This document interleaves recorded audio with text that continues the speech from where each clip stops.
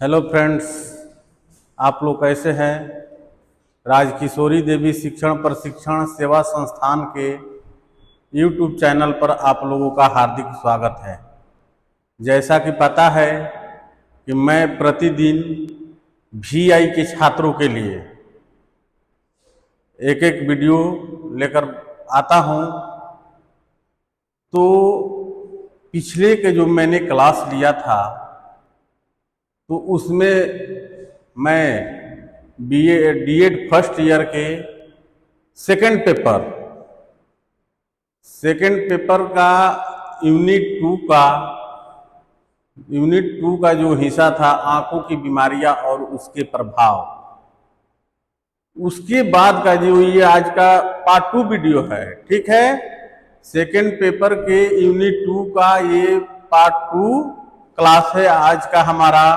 जैसा कि मैंने आप लोगों को बताया कि हर एक यूनिट में बहुत से पेजेज है, तो एक ही दिन में तो क्लास में सब हल नहीं किया जा सकता है, नहीं आप लोगों को समझ में आ सकता है। ठीक है, तो इसीलिए मैं छोटा छोटा टॉपिक तैयार करके उसमें से प्रतिदिन आप लोग के लिए एक क्लास जारी करता हूं, ताकि आप लोग आसानी से उसको पढ़ें, समझें और देखें। ठीक है, तो कल के मैंने क्लास में आप लोगों को आंखों की बहुत सी बीमारियों के बारे में चर्चा किया था और उसके MCQ क्वेश्चन भी आप लोगों के सामने मैंने हल किया था। ठीक है, तो आज उसी टॉपिक का सेकंड क्लास है। ठीक है, क्योंकि मैं अब चाह रहा हूं कि आप लोगों का हर एक पेपर का लगातार क्लास अटेंड करके पेपर खत्म किया जाए। ठीक है, ये नहीं कि दूसरे पेपर, तीसरा पेपर, चौथा पेपर में से दो वीडियो डाला जाए। अभी का जो मेरा क्लास चलेगा वो DED फर्स्ट ईयर के सेकेंड पेपर का चल रहा है। ठीक है, तो कल के क्लास के बाद का जो मेरा टॉपिक बचा है वो है मोतियाबिंद के शैक्षणिक प्रभाव क्या है। ठीक है, मोतियाबिंद जो आंख की बीमारी है उसके शैक्षणिक प्रभाव क्या क्या हो सकते हैं। अध्यापक को बच्चे और प्रकाश स्रोत के बीच खड़े नहीं होना चाहिए, क्योंकि उसे नजदीक के कार्य के लिए पर्याप्त सीधे प्रकाश की आवश्यकता होती है। ये मतलब नहीं है कि जहां से प्रकाश आ रहा है तो उस बच्चे के आगे अध्यापक को खड़ा नहीं होना चाहिए। ठीक है, दूसरा है इसमें समायोजन योग भुजा वाले लेप का प्रयोग उचित होगा। ठीक है, लगातार नजदीक के कार्यों को करते समय बीच में थोड़ा विश्राम कर लेना चाहिए। पास तथा दूर के कार्यों के एक के बाद एक करने से थकावट से बचा जा सकता है। चौथा, धूप के चश्मों छनकों द्वारा चमक के प्रभाव को कम किया जा सकता है। यदि चश्मा दिया गया है तो उसे पहनना चाहिए। अलग अलग प्रकाश की व्यवस्थाओं में समायोजन के लिए समय लगता है। ठीक है, अब है अगली बीमारी, ग्लूकोमा। ग्लूकोमा कई बीमारियों का सामूहिक रूप है। ठीक है, जिसके अंत में आंख की बनावट तथा क्रिया दोनों में ही कमी आ जाती है। इस बीमारी में आंख के अंदर स्थित ह्यूमस समान दबाव बढ़ जाता है। यह बढ़ा हुआ दबाव आंखों की ऑप्टिक नर्व तथा अन्य भागों को क्षतिग्रस्त करने लगता है। ठीक है, जब लोग ग्लूकोमा का शिकार हो जाते हैं उनकी दृष्टि के आसपास का दायरा खत्म हो जाता है। जैसे जैसे बीमारी बढ़ती है वैसे वैसे दृष्टि क्षेत्र सीमित एवं संकरा हो जाता है। आसपास के क्षेत्र को देखने की शक्ति घटने से व्यक्ति की दृष्टि का दायरा मात्र सुरंगीय दृष्टि का रह जाता है। ठीक है, अब है काला मोतियाबिंद। काला मोतिया में हमारी आंखों की ऑप्टिक नर्व पर दबाव पड़ता है। काला मोतिया में किस पर दबाव पड़ता है? ऑप्टिक नर्व पर, जिससे उन्हें काफी नुकसान पहुंचता है। अगर ऑप्टिक नर्व पर लगातार दबाव बढ़ता रहेगा तो वे नष्ट भी हो सकती है। इस दबाव को इंट्रा आइकुलर प्रेशर कहते हैं। हमारी आंखों की ऑप्टिक नर्व ही सूचनाएं और किसी चीज का चित्र का मस्तिष्क तक पहुंचती है। यदि ऑप्टिक नर्व और आंखों के अन्य भोगों पर पड़ने वाले दबाव को कम न किया जाए तो आंखों की रोशनी पूरी तरह जा सकती है। काला मोतिया दो प्रकार का हो सकता है। ठीक है, काला मोतिया कितने प्रकार का हो सकता है? दो प्रकार का। एक है ओपन एंगल ग्लूकोमा। पहला कौन है इसमें? Open angle glaucoma. यह काला मोतिया का सबसे सामान्य प्रकार है। इसमें आंख के तरल पदार्थों को बाहर निकालने वाली नलियां ब्लॉक हो जाती है। इसमें क्या होता है कि आंख से जो तरल पदार्थ निकलते हैं, कचरा निकलता है, वो नलियां क्या हो जाती हैं? ब्लॉक हो जाती हैं, जिसके कारण आंखों से तरल पदार्थ उचित मात्रा में बाहर नहीं निकल पाते, जिससे आंखों में दबाव या इंट्रा एक्यूलर प्रेशर बढ़ने लगता है। ठीक है, अब है एंगल क्लोजर ग्लूकोमा। एंगल ग्लूकोजर ये दूसरा काला मोतियाबिंद का बीमारी है। इसे क्लोइड एंगल ग्लूकोमा या नैरो एंगल ग्लूकोमा भी कहते हैं। इसमें आंखों से तरल पदार्थ को निकलने वाली नलियां पूरी तरह बंद हो जाती है, जिससे आंखों में दबाव तेजी से बढ़ता है। जब प्रवाह एकदम अवरुद्ध हो जाता है तो द्रव अधिक मात्रा में इकट्ठा हो जाता है। ठीक है, जिससे दबाव अत्यधिक बढ़ जाता है और तेज दर्द हो सकता है। ठीक है, ज्यादातर लोगों में ओपन ग्लूकोमा पाया जाता है, धीरे धीरे बनता है, जबकि एंगल क्लोजर ग्लूकोमा तीव्र गति से बढ़ता है, अपेक्षाकृत कम लोगों को प्रभावित करता है। ठीक है, अब इसके लक्षण क्या है? देखिए, परीक्षा में ऐसे ही क्वेश्चन आते हैं कि काला मोतियाबिंद क्या है, इसके शैक्षणिक प्रभाव क्या पड़ते हैं, इसके लक्षण क्या है।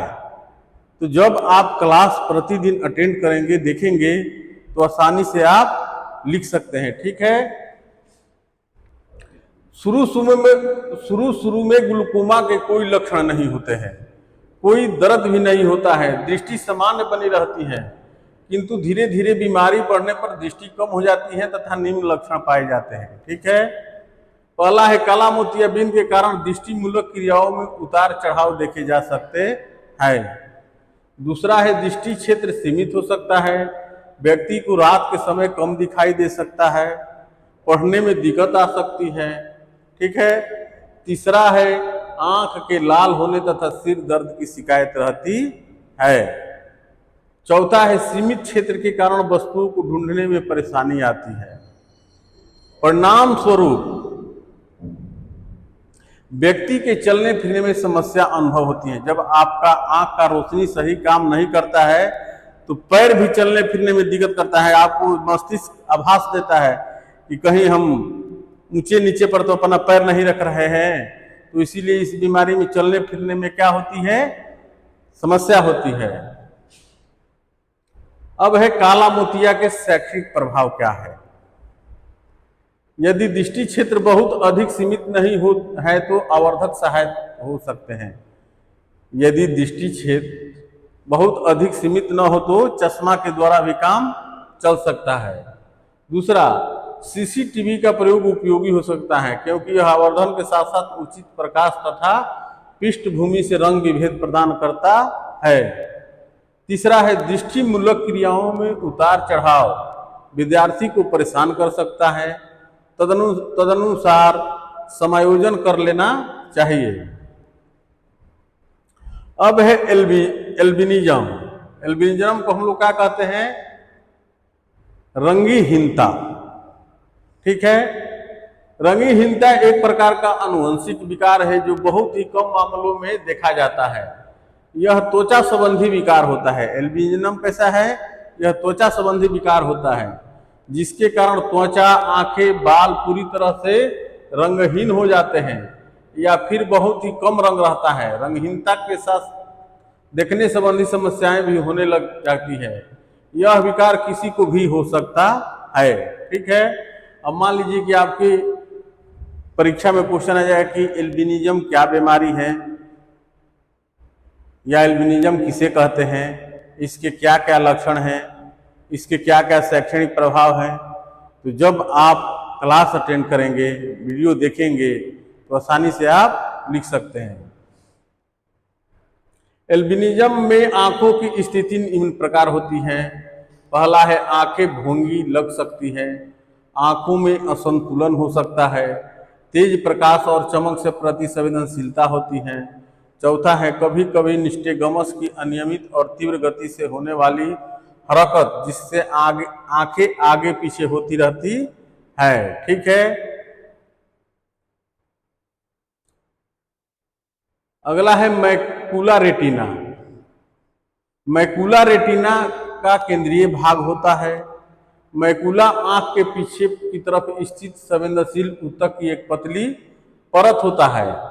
मैकुलर डिजनरेशन तब होता है जब मैकुला या लोब बहुत पतला होता है और समतल हो जाता है, क्योंकि रेटिना के नीचे रक्त नलिकाओं से स्राव होता रहता है। मैकुला में क्षरण के कारण उसमें खून का न पहुंचना भी होता है। ठीक है, जो लोग मैकुलर डिजनरेशन के लिए शिकार हो जाते हैं उनका दृष्टि का केंद्रीय भाग मुख्य रूप से परिधीय दृष्टि क्षमता होती है और मध्य भाग का क्षेत्र या तो धुंधला हो जाता है या बिल्कुल नगण्य हो जाता है। ठीक है, उदाहरण के लिए आप अपने हाथ में बंधी छड़ी को देख रहे हैं। मैकुलर डिजनरेशन की स्थिति में आपको केंद्र का दृश्य स्पष्ट दिखाई नहीं देगा। ठीक है, मोतियाबिंद या तथा काला मोतियाबिंद के बाद मैकुलर डिजनरेशन दृष्टि बाधा का तीसरा बड़ा कारण होता है। मोतियाबिंद और काला मोतिया के बिंद के बाद मैकुलर डिजनरेशन दृष्टि बाधा का तीसरा बड़ा कारण है। मैकुलर डिजनरेशन के कारण पढ़ने तथा गाड़ी चलाने जैसे कार्यों में परेशानी आ सकती है। मैकुलर डिजनरेशन की स्थिति में व्यक्ति को दर्द नहीं होता है, लेजर तकनीकी से इसका इलाज संभव है। अब है रेटिना पिगमेंटोसा। इसको क्या कहते हैं हम लोग? रतौंधी। रतौंधी बीमारी का आप लोग नाम सुने होंगे। इसको इंग्लिश में क्या कहते हैं? Retina pigmentosa. इस रोग को रतौंधी भी कहा जाता है। रॉड कोशिकाएं प्राणियों की आंखों से दृष्टि पटल रेटिना में उपस्थित एक प्रकार का प्रकाश गृह कोशिकाएं होती हैं। आंखों में पाई जाने वाली रॉड कोशिकाएं प्रकाश के कम स्तर के प्रति संवेदनशील होती है, रात में देख पाने में व्यक्ति की सहायता करती है। ये कोशिकाएं कमजोर होती चली जाती हैं। रोग ग्रसित होने पर व्यक्ति का दृष्टि क्षेत्र रात्रि में घटता है। एक व्यक्ति की गतिशीलता प्रभावित हो जाती है।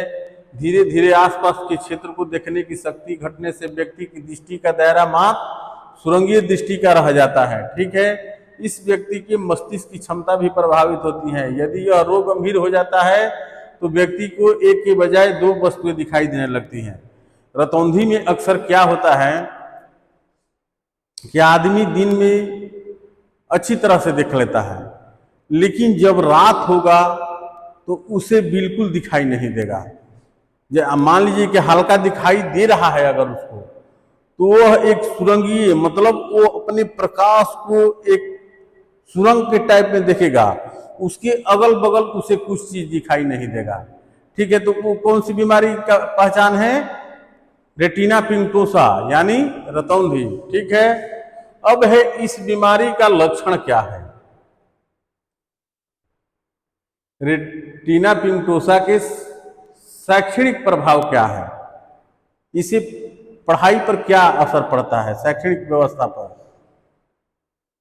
इस रोग से ग्रसित व्यक्ति में गति एवं अन्य व्यवहार संबंधी प्रशिक्षण आवश्यक हो जाता है, क्योंकि कम प्रकाश में व्यक्ति की शारीरिक क्रियाएं कम हो जाती है। दूसरा, बच्चे को पढ़ने के लिए अत्यधिक प्रकाश की आवश्यकता होती है। इस बीमारी में क्या होता है कि अगर आदमी वयस्क है तो उसे कार्य करने की गति बिल्कुल धीमी रहती है। आप जितना आंख से तेज देखोगे उतना ही तेज काम करोगे, ये व्यवहारिक है। लेकिन अगर आंख से कम दिखाई देगा तो आपका शरीर संकुचित हो जाएगा, मस्तिष्क संकुचित हो जाएगा। किसी काम को आप धीरे धीरे करेंगे। ठीक है, बच्चे को पढ़ने लिखने के लिए ज्यादा प्रकाश की आवश्यकता उसके लिए पड़ेगी। छात्रों को अपना दृष्टि क्षेत्र बढ़ाने के लिए कक्षा में पीछे बैठने की आवश्यकता हो सकती है। यदि छात्र ऐसा चाहे तो उसे ऐसा करने देना चाहिए। ठीक है, अब है रेटिनोपैथी ऑफ प्री मैच्योरिटी। गर्भावस्था का समय पूरा होने से पहले जन्म लेने वाले ज्यादातर बच्चे इस बीमारी से ग्रसित होते हैं। ठीक है, दरअसल बच्चा जब गर्भ में होता है उस दौरान गर्भावस्था के 20 से 40 हफ्ते के बीच बच्चे की आंख में रेटिना पूरी तरह विकसित होने की प्रक्रिया चलती है। जब कभी नवजात शिशु को रेटिना का संवहन तंत्र अविकसित रहता है तो आंखों की विकासशील रक्त नलिकाओं में असामान्य प्रसरण का पाया जाना ही कहलाता है। यह स्थिति अपरिपक्व कम वजन वाले तथा जिन बच्चों को ऑक्सीजन थेरेपी दी गई है के जन्म के साथ बहुत देखने को मिलती है, परंतु बहुत बार सामान्य रूप से जन्म बच्चों में भी ऐसी स्थिति देखी जाती है। ठीक है, अब इस बीमारी के लक्षण क्या है? ठीक है, पहला है दृष्टि तीक्ष्णता में कमी, दूसरा है गंभीर निकट दृष्टि दोष, तीसरा है रेटिनल डिटैचमेंट, चौथा है कभी कभी काला मोतिया, 5 है धब्बेदार दृष्टि, 6 है भेगापन और सीमित दृष्टि क्षेत्र हो सकता है। ठीक है, अब है रेटिनापैथी ऑफ प्रीमेच्योरिटी के शैक्षणिक प्रभाव क्या है? ये तो हो गया क्या लक्षण। अब इसके शैक्षणिक प्रभाव क्या है? पहला है जटिलताओं को देख पाना कठिन होता है, जैसे पढ़ना। दूसरा है सीधा चमक रहित प्रकाश सहायक होगा।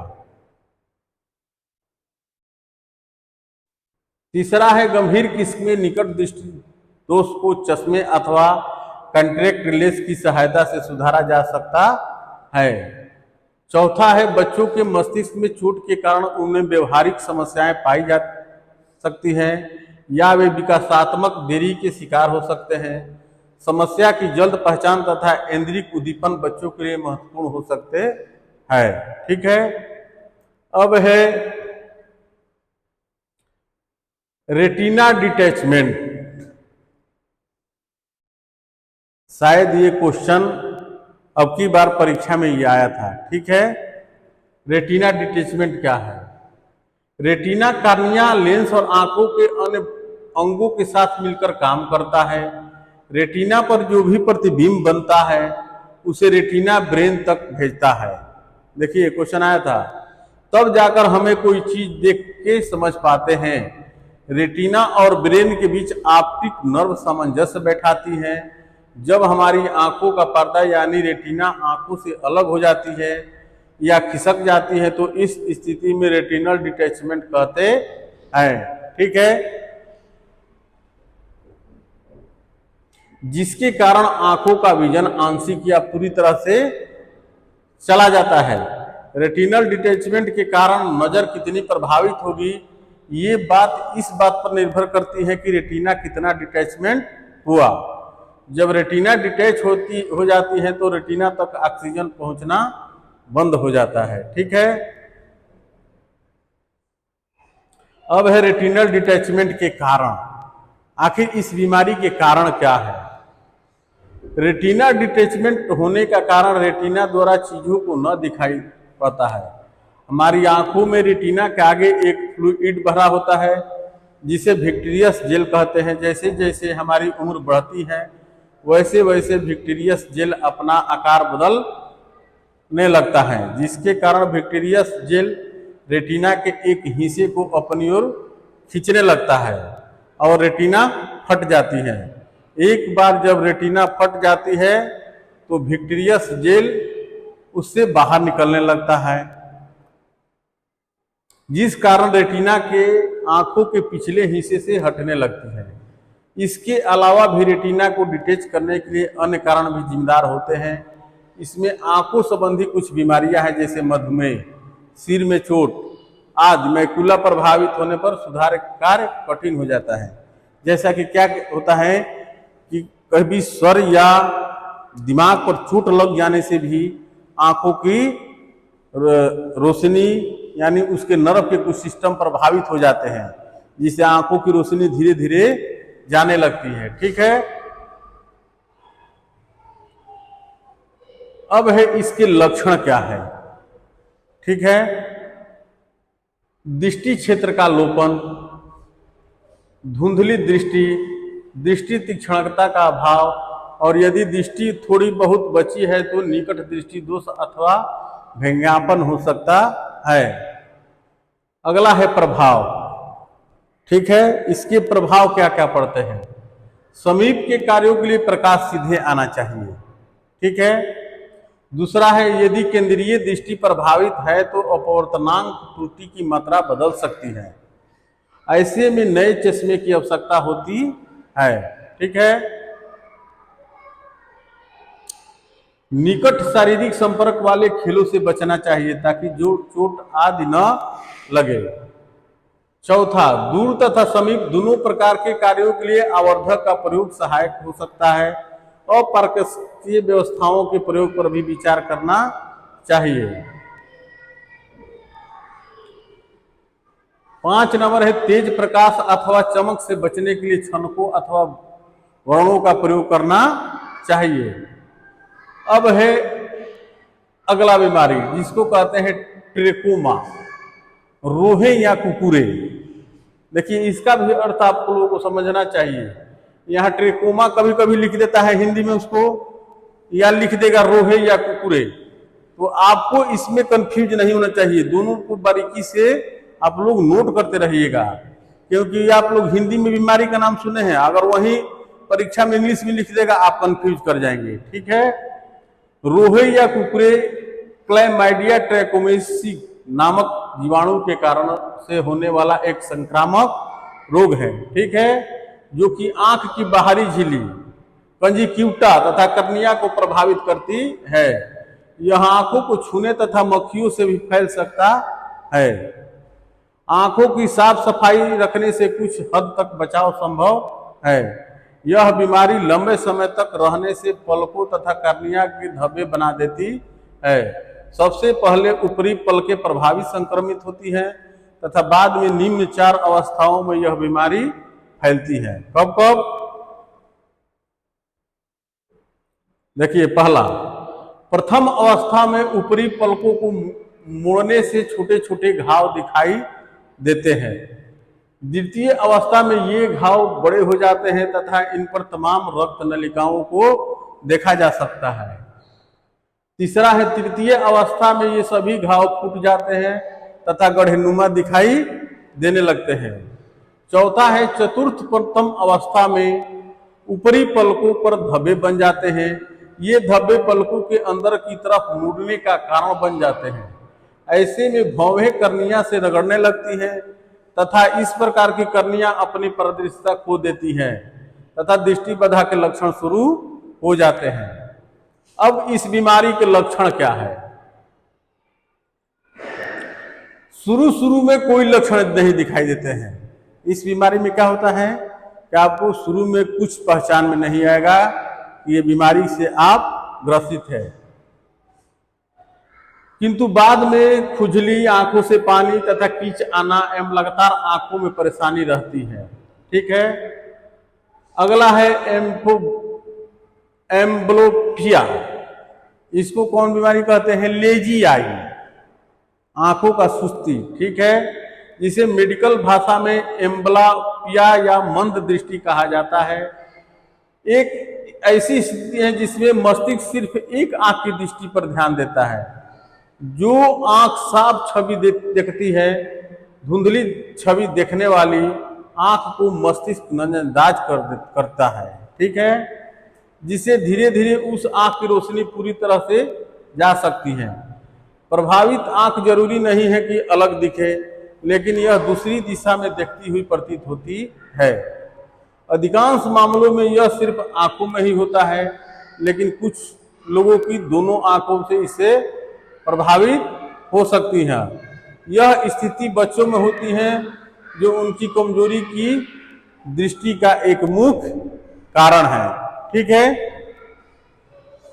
तो आज हमारे जो टॉपिक था आंखों की बीमारियां, उसका ये 2nd क्लास हम यहीं पर स्टॉप करते हैं, क्योंकि चैप्टर बहुत लंबा है अब जितना मैंने आप लोगों को पढ़ाया उसके अब वस्तुनिष्ठ क्वेश्चन, उसमें से संभावित वस्तुनिष्ठ क्वेश्चन क्या क्या हो सकते हैं, अब हम इस पर चर्चा करेंगे। ठीक है, देखिए पहला क्वेश्चन,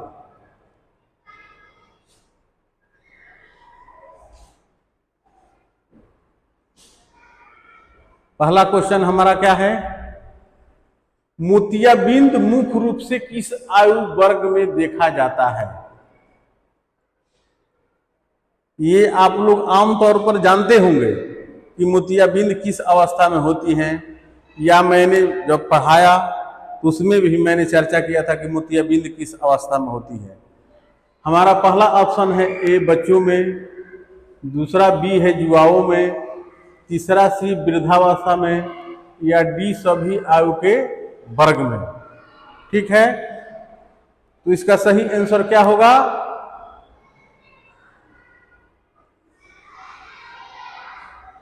इसका सही आंसर होगा ऑप्शन सी, वृद्धावस्था में। ठीक है, अब है question number second number question देखिए,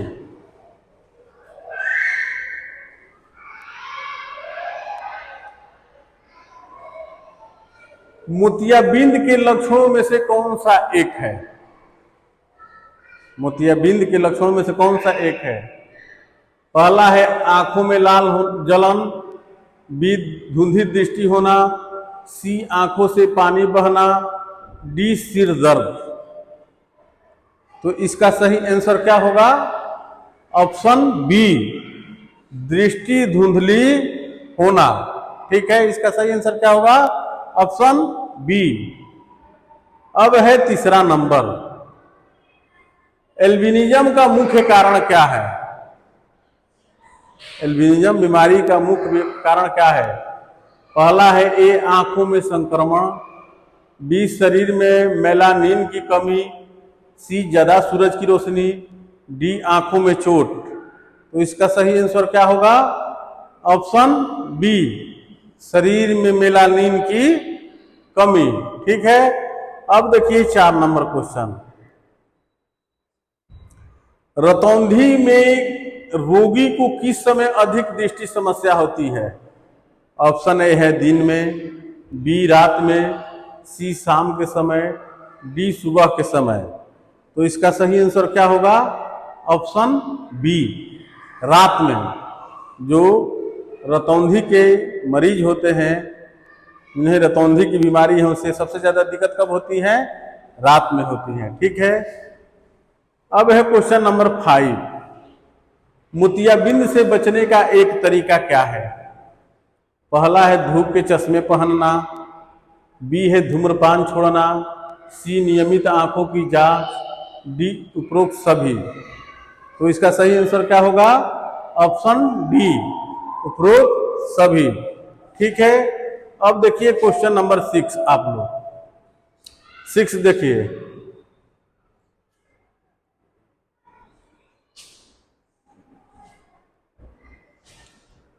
एल्बिनिज्म से ग्रसित व्यक्ति की आंखों का रंग कैसा होता है।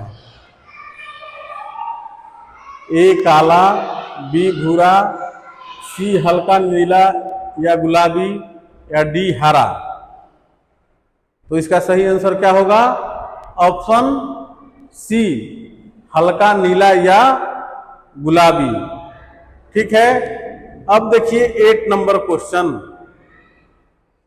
7 नंबर, रतौंधी का अन्य नाम क्या है। ए है रात्रि अंधता, बी दृष्टिहीनता, सी आंशिक दृष्टि दोष, डी अस्थायी अंधता। तो इसका सही आंसर क्या होगा, ऑप्शन ए, रात्रि अंधता। रात में होने वाली अंधता को क्या कहते हैं, रतौंधी। इसलिए इसका सही आंसर ऑप्शन ए होगा। अब देखिए क्वेश्चन नंबर 8, मोतियाबिंद का उपचार किस प्रकार होता है। ठीक है, ए दवाइयों से, बी सर्जरी से, सी आयुर्वेद से, डी घरेलू उपचार से। तो इसका सही आंसर क्या होगा, ऑप्शन बी सर्जरी से, ऑपरेशन के द्वारा ही मोतियाबिंद का इलाज संभव है, इसीलिए इसका सही आंसर ऑप्शन बी सर्जरी होगा। ठीक है, अब देखिए क्वेश्चन नंबर 9 और 10 देखिए।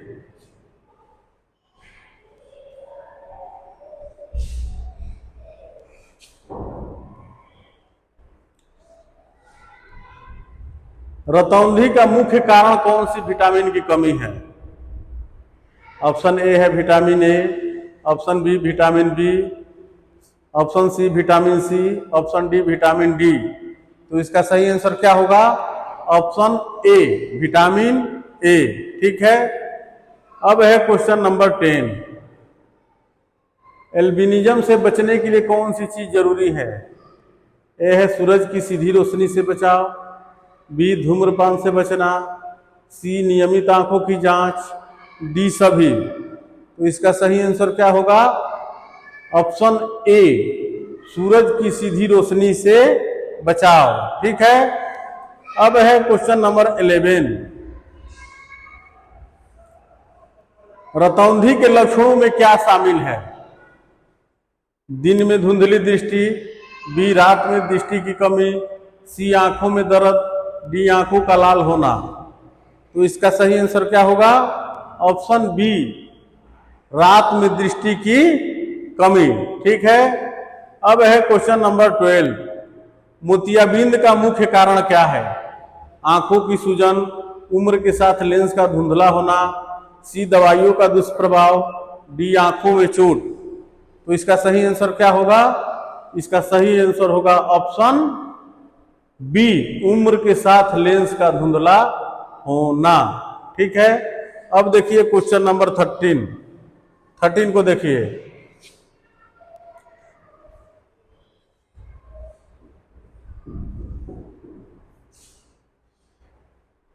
एल्बिनिज्म के लक्षणों में से कौन सा शामिल नहीं है? त्वचा का सफेद होना, बी बालों का हल्का होना, सी दृष्टि हानि, की डी अत्यधिक पसीना आना। तो इसका सही आंसर क्या होगा? ऑप्शन डी अत्यधिक पसीना आना। अब है question number 14।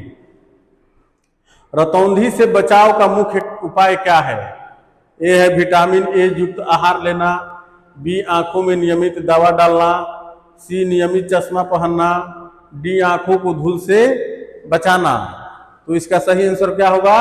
Option A vitamin ए युक्त आहार लेना। अब है क्वेश्चन नंबर 15।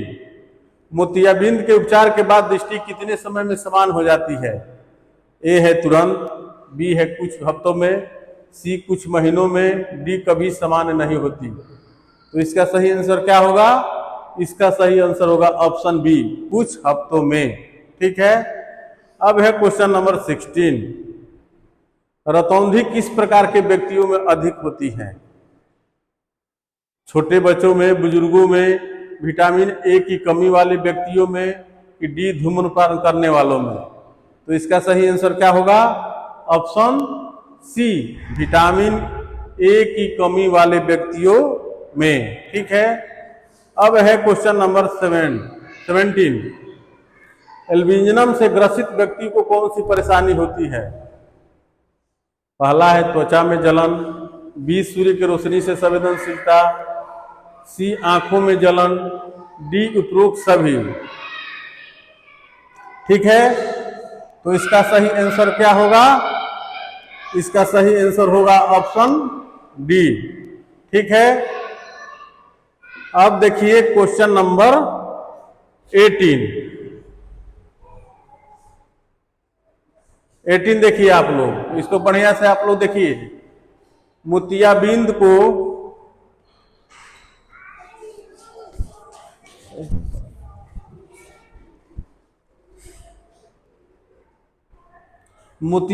को कैसे पहचाना जा सकता है? ठीक है, क्या क्या ऑप्शन दिया गया है?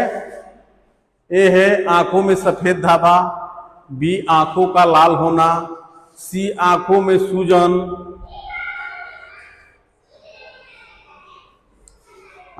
सूजन, डी आंखों से पानी बहना। तो इसका सही आंसर क्या होगा? इसका सही आंसर होगा ऑप्शन ए, आंखों में सफेद धाबा दिखना। अब देखिए क्वेश्चन नंबर 19। एल्बिनिज्म के कारण त्वचा पर किस प्रकार के धब्बे होते हैं? ए है गहरे काले, बी लाल, सी सफेद, डी भूरे। तो इसका सही आंसर क्या होगा? ऑप्शन सी, सफेद। ठीक है। अब है क्वेश्चन नंबर 20।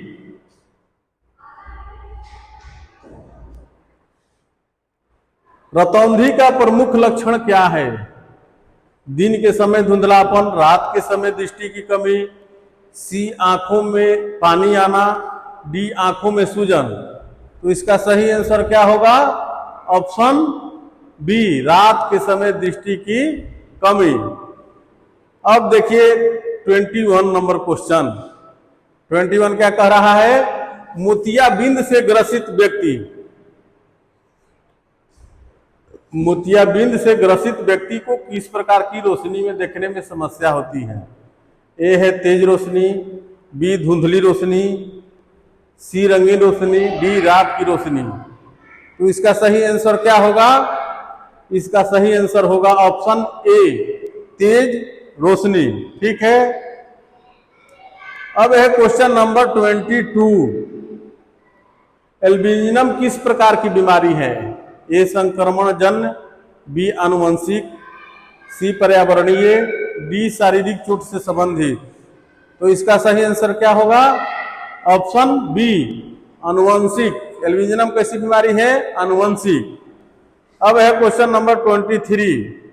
मोतियाबिंद के उपचार में किस उपकरण का उपयोग किया जाता है? ठीक है। ए चश्मा, बी लेंस प्रत्यारोपण, सी लेजर, डी कोई उपकरण नहीं। तो इसका सही आंसर क्या होगा? Option C, laser. ठीक है। अब है क्वेश्चन नंबर 24। एल्बिनिज्म में त्वचा का कौन सा अंग प्रभावित होता है? देखिए परीक्षा में क्वेश्चन आया था कि एल्बिनिज्म में त्वचा का कौन सा अंग प्रभावित होता है? ए है केवल आंखें, बी केवल बाल, सी केवल त्वचा, डी त्वचा, बाल और आंखें। तो इसका सही आंसर क्या होगा? इसका सही आंसर होगा त्वचा, बाल और आंखें, ऑप्शन डी। अब देखिए नेक्स्ट एंड लास्ट क्वेश्चन। ये लास्ट क्वेश्चन देखिए। रतौंधी के मुख्य कारणों में से कौन सा एक नहीं है? विटामिन ए की कमी, बी चोट, सी आनुवंशिक दोष, डी अधिक धूम्रपान। तो इसका सही आंसर क्या होगा? इसका सही आंसर होगा ऑप्शन डी, अधिक धूम्रपान। ठीक है। तो आज के हमारे क्लास का जो थ्योरी और उसके एमसीक्यू यहीं पर समाप्त होते हैं।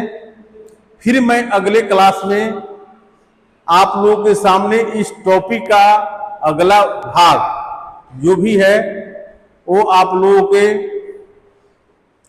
सामने अगले क्लास में लेकर आऊंगा और उसके वस्तुनिष्ठ क्वेश्चन भी आप लोगों के सामने प्रस्तुत करूंगा। आप लोग अच्छे से वीडियो को देखिए।